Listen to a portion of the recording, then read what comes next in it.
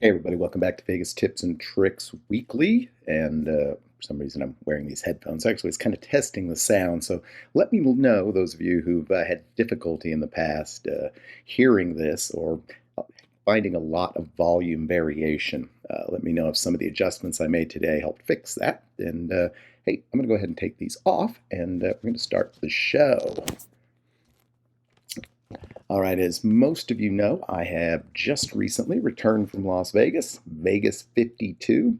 It was a very special trip, my 60th birthday, and I was joined by many, many friends and followers, and it was a good deal of fun. Originally, this was supposed to be a solo trip. The wife was not really sure she wanted to go, and due to some situations that I'll actually mention here in a few minutes, I wasn't sure if I wanted her to go. But in the end, I didn't feel like leaving her behind and kind of ambushed her about 10 days out and said, "Can you please figure out how to go?"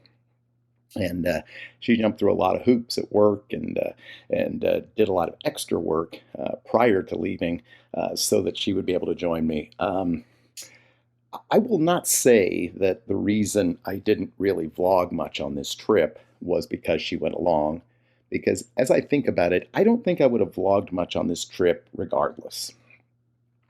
I had thought it was something I wanted to do again, but I just rarely, if ever, felt the desire to take that camera out.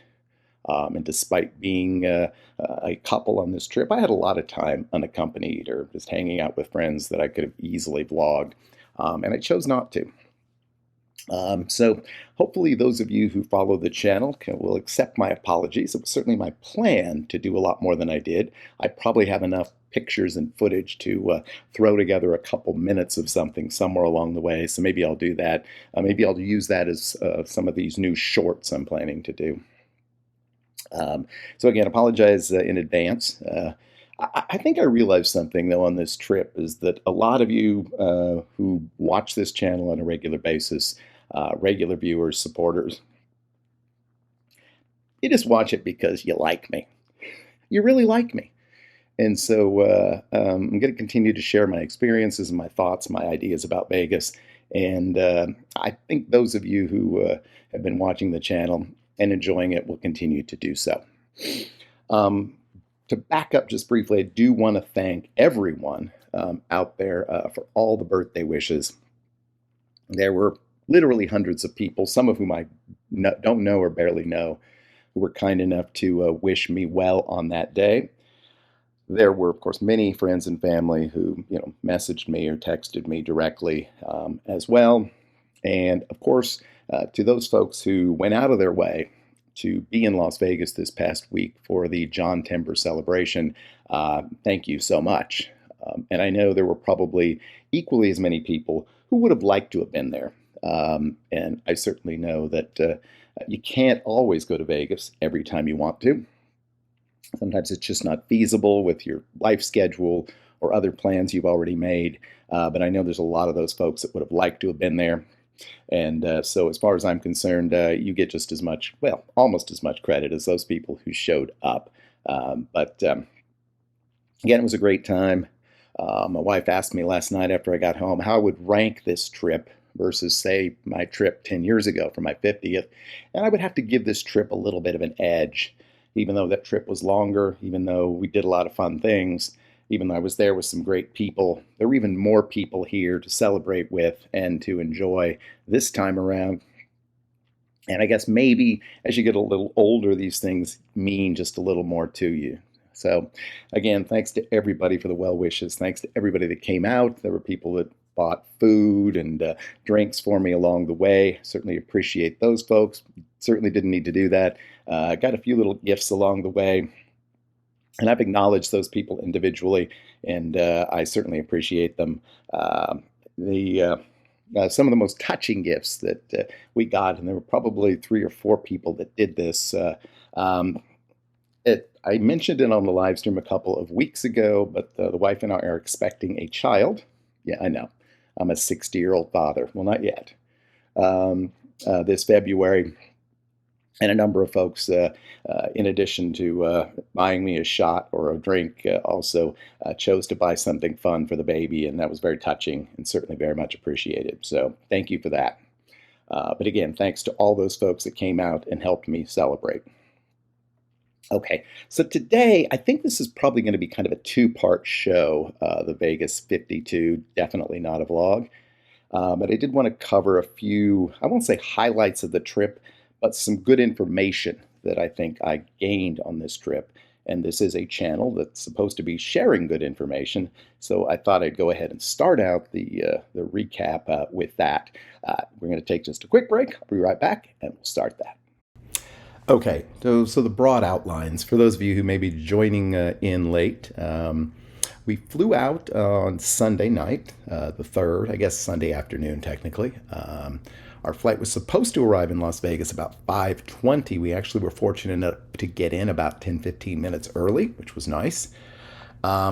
We had heard some concerning things about Uber and Lyft prior to arriving.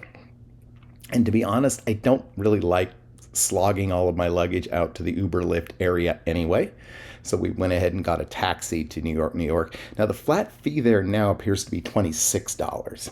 But the last I saw, I thought it was $25. So this flat fee thing is good in a way. At least you can see the prices. But boy, it sure is inching up a little bit more all the time. But anyway, it was fine. We arrived there, noticing some of the road construction.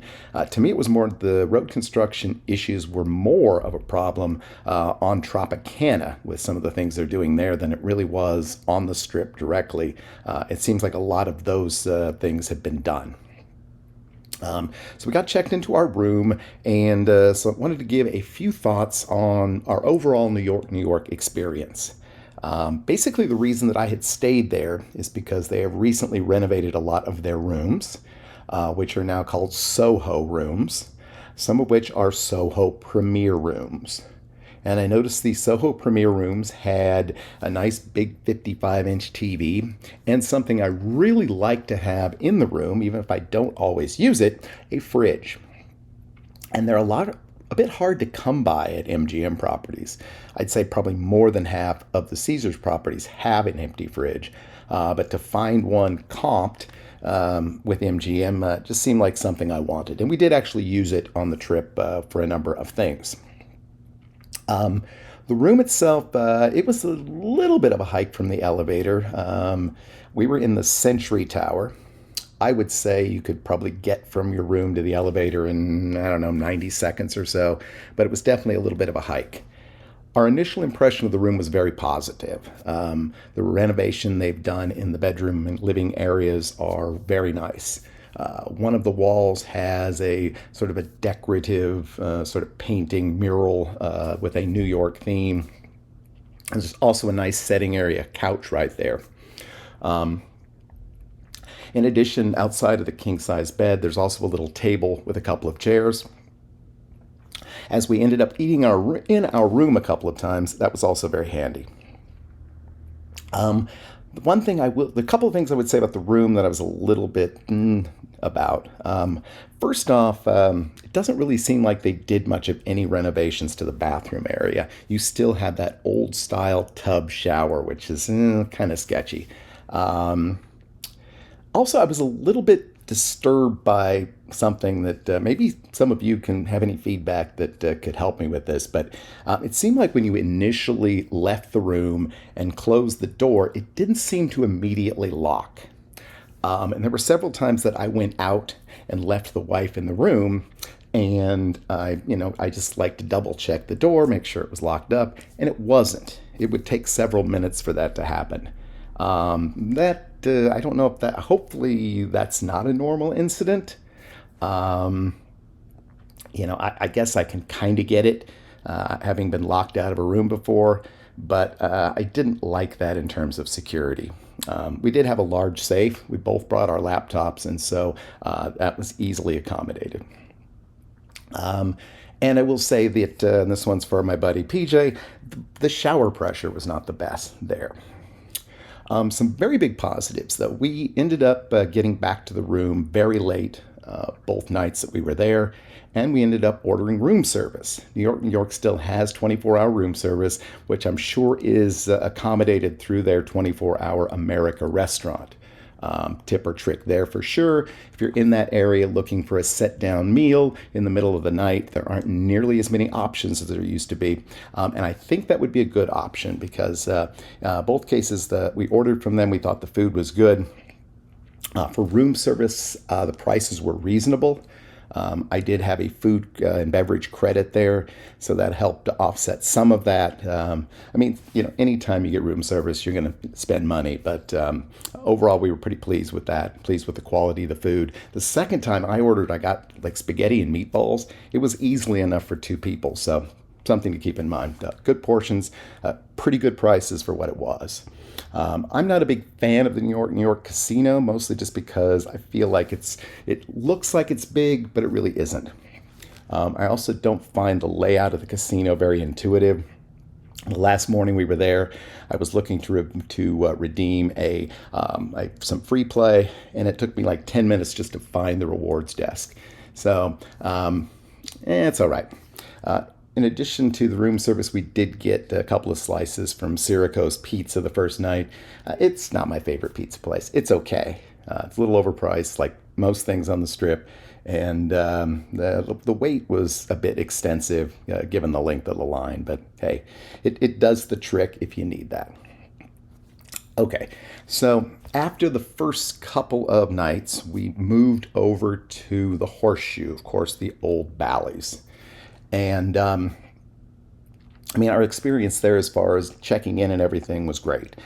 We had to check out at New York at 11, and we took a Uber over there.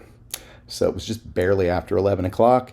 Fortunately, at least for a few more months, I am Diamond with Caesars. So we immediately just walked into the Diamond registration lounge. There was no one else in there. Was accommodated within like 5-10 minutes. And without asking, we were offered a late checkout on Friday of 1 p.m., which worked out really well for us because our flight was at 3 o'clock. So that was almost perfect. We were able to sleep in, or at least she was able to sleep in. So that was great. I've essentially stayed at Horseshoe before when it's Bally's. The rooms haven't changed much, maybe a little bit of decor in some spots. We were put in the resort tower, which eventually is going to be the only tower there because what was, and I guess still is technically the Jubilee Tower, is going to be moved over under Paris management. We enjoyed the casino. In fact, it was probably one of the few casinos I had any decent luck in. At least particularly until the last day and a half where it kind of all went bad, but had a couple of really good Keno hits here that kept me going and kept me well under budget gambling-wise for the trip. The room itself, the wife actually liked it a little better. It's definitely a little bit bigger room. I liked there's no tub, but you like the big shower, which is very comfortable. You have kind of a wasted space in the little bathroom entry area, but it could be nice if one person's just trying to freshen up and someone else needs to be showering. It didn't really work out that well for us in that respect, but it was nice. Otherwise, again, nice table and chair set up near the window. We didn't really have a great view either place, but it was fine. I don't go there anymore for views. Otherwise, I like the renovations in general that they have done at Horseshoe since it became Horseshoe. The casino floors changed up and moved around a little bit. There's a poker room. They still have a Keno lounge, and there's still a bank of Keno machines over there that I played on a pretty regular basis. There's still 3 bars there. One is kind of right there by the poker room. And then they have the lobby bar, which is kind of fancy, kind of nice. And then another bar that I played at quite a bit because it was just really comfortable. They had 4-card Keno, and it was just a fun place for me. Drink service was a little hit and miss here, but overall, it wasn't bad at all. I really couldn't complain too much throughout the trip. Yeah, like I said, generally a good experience at Horseshoe. They have a food court. Yeah, it's still a food court. And it's fine. If you need a snack, we grabbed some things from either Nathan's or Sbarro a couple of times because we were lazy and hungry. But there are some nicer restaurants here.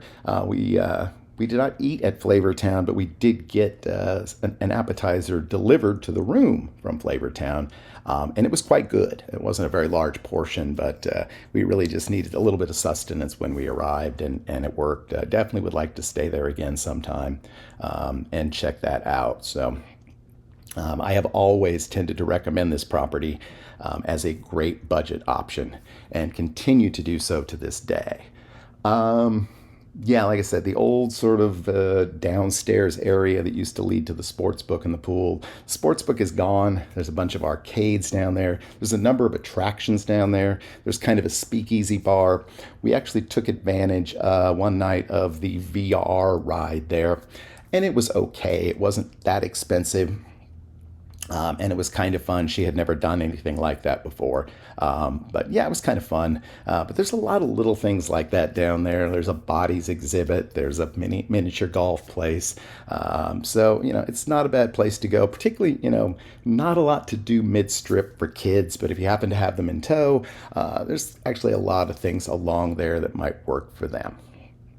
Okay, well, we're coming up, in fact, just past our normal 15-minute time limit. So we'll talk a little bit more about downtown, some of the other food things we did, some of the meetups and events we had along the way when we get together next week. We will be back on Wednesday, continuing our Vegas tips and tricks series. We'll talk about probably another hotel or two once we wrap that up over the next couple of months. We will also talk about some sort of niches. By niche, I mean, okay, if you want to stay at the best properties, where? If you want to stay at the cheapest places that are tolerable, where? If you want to stay in a suite and get a good deal, where? Those kinds of things. So, but we'll probably, at least for a couple more weeks, be able to talk about some off-strip properties that we haven't yet covered. Again, thanks for joining me today. If you have any comments, please feel free to leave them below. If you have any questions, be happy to answer them. And until next time, I hope you have a great, lucky, and healthy week. We'll see y'all again real soon. Bye-bye.